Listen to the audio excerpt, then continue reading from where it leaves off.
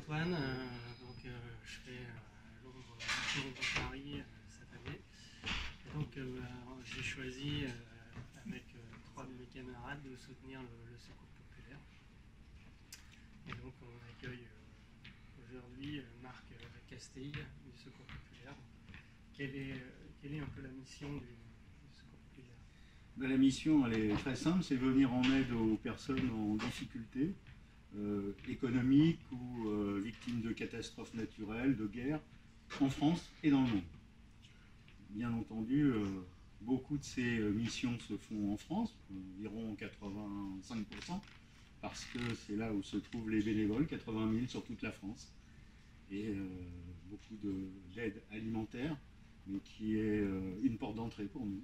Et derrière, c'est l'aide vestimentaire, l'accès au sport, aux loisirs, à la culture, l'accès à la santé, ça rejoint aussi le sport, hein, bien entendu. Voilà, tout ce qui manque dans la vie d'enfants, de femmes, d'hommes qui n'ont pas les moyens économiquement pour faire face à tous leurs besoins. Donc Bertrand, j'ai choisi dans le cadre de Sage Fondation de faire le Sage Life Cycle de Londres à Paris, donc en 3 étapes. Et j'ai choisi de soutenir le Secours populaire. Donc j'aurais bien voulu savoir un petit peu, et que vous disiez aux personnes, quelles sont les populations qui sont adressées par le Secours populaire. Les personnes que l'on rencontre en France, ce sont des gens, d'après nos statistiques, qui ont en moyenne 5,60 € par jour et par personne, une fois les charges incompressibles, c'est-à-dire le loyer, l'éclairage, des choses comme ça. Ça veut dire 5,60 € pour se nourrir, se vêtir, se cultiver, se distraire. Par jour. Par jour. Donc, vous voyez, c'est une moyenne en plus. Hein. Voilà. Et dans le monde, c'est encore pire. Ça, on le sait tous. Au total, on a aidé en 2018 3,5 millions de personnes, dont 1 800 000 en France, que nous avons aidés d'un point de vue alimentaire. C'est dire à quel point les problèmes de pauvreté sont quand même extrêmement prégnants dans notre société.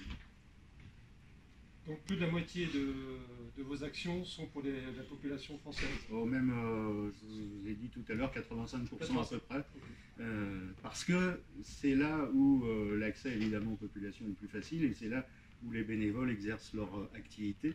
On est de ce point de vue une des associations les plus nombreuses en bénévoles. Hein. Je vous disais 80 000, ce qui est considérable. Bonjour Cédric, donc effectivement je participe également au Sage Life Cycle, qu'on appelle aussi SLC. Et dans ce cadre-là, donc je soutiens également le Secours populaire. Et j'aimerais donc savoir comment on peut aussi aider le Secours populaire. La première des choses que l'on peut faire, enfin il y en a deux à égalité.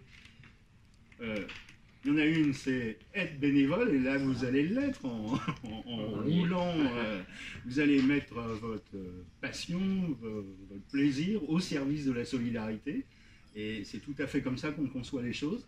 Et donc on peut être bénévole de 1000 manières, et ça c'est une des choses importantes pour nous, parce que à la fois il faut aider les personnes, mais pour nous la vocation c'est aussi de mettre en mouvement les gens pour faire de la solidarité.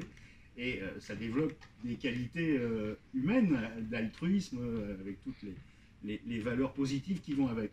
La deuxième chose, eh bien évidemment, on dit que l'argent est le nerf de la guerre, mais l'argent est le nerf de la solidarité. Sans argent, on ne peut rien faire. Donc, évidemment, des dons financiers, même si on est connu aussi pour les dons matériels, comme les vêtements, les jouets au moment de Noël, des choses comme ça.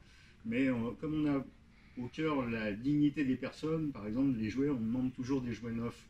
Et pourquoi on demande des fonds, des moyens financiers? C'est parce que ça nous permet d'acheter, y compris en cas de catastrophe dans le monde, de guerre, on préfère acheter sur place que de payer des coûts de transport et puis d'emmener des marchandises qui ne sont pas forcément adaptées au pays où on est en activité.